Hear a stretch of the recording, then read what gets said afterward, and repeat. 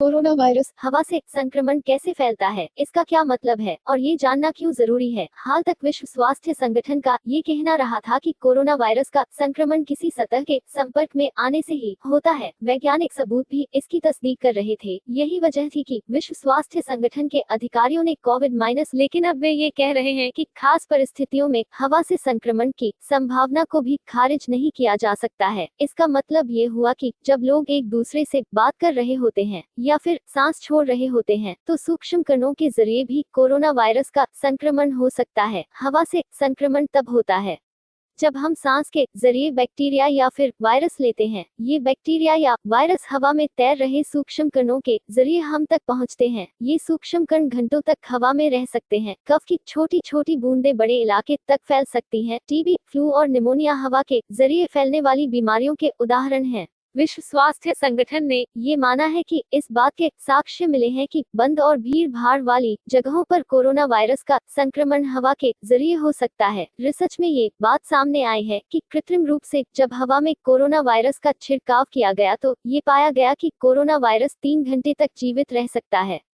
लेकिन वैज्ञानिक ये भी कहते हैं कि ये प्रयोग लेबोरेटरी के नियंत्रित माहौल में किया गया था। असल जिंदगी में नतीजे अलग हो सकते हैं। कोरोना वायरस संक्रमण के मामले जिस तेजी से बढ़ रहे हैं उससे ये आशंका मजबूत हुई है कि इस महामारी का संक्रमण हवा के जरिए भी हो सकता है।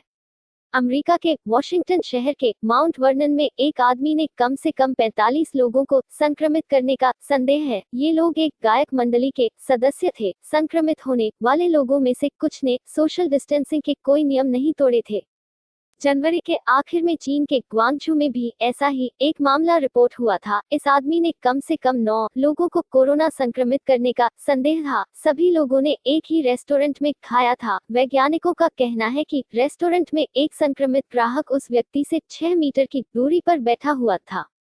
कोई बीमारी जिस तरह से फैलती है उससे ये तय होता है कि इसे रोकने के लिए क्या कदम उठाए जाएं। विश्व स्वास्थ्य संगठन की ओर से जारी की गई मौजूदा गाइडलाइंस के तहत गुनगुने पानी से 20 सेकंड तक साबुन से हाथ धोने की सलाह दी गई है। इसके अलावा WHO ने सोशल डिस्टेंसिंग के नियमों का पालन करने की भी सलाह दी है।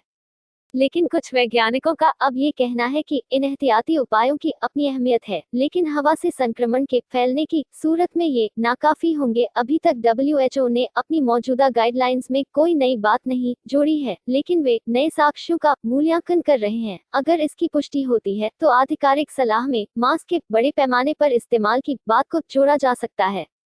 सोशल डिस्टेंसिंग के नियमों को और सख्त करने की वकालत की जा सकती है, खासकर बार, रेस्टोरेंट और सार्वजनिक परिवहन के साधनों में। उन जगहों पर जहां एयर कंडीशनर की व्यवस्था होती है उनके लिए भी कुछ सख्त नियम लाने पर विचार किया जा सकता है। WHO की गाइडलाइंस बदलने की प्रक्रिया क्या है? हाल ही में 32 देशों के 239 वैज्ञानिकों ने विश्व स्वास्थ्य संगठन को एक खुली चिट्ठी लिखी थी।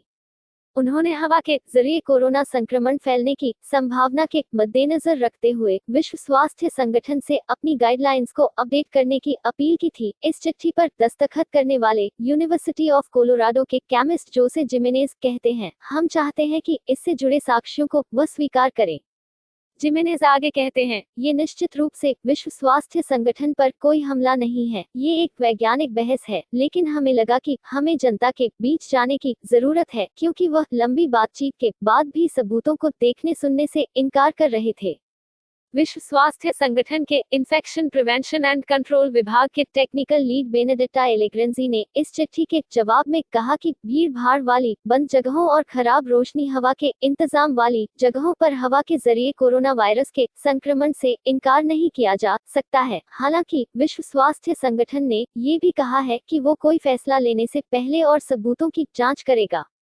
WHO के एक दूसरे एडवाइजर डॉक्टर डेविड हेमन का कहना है कि इस सिलसिले में जो रिसर्च हो रहा है उससे एजेंसी को ठोस नतीजों की उम्मीद है, ताकि वायरस पर रोकथाम के लिए नई रणनीति बनाई जा सके।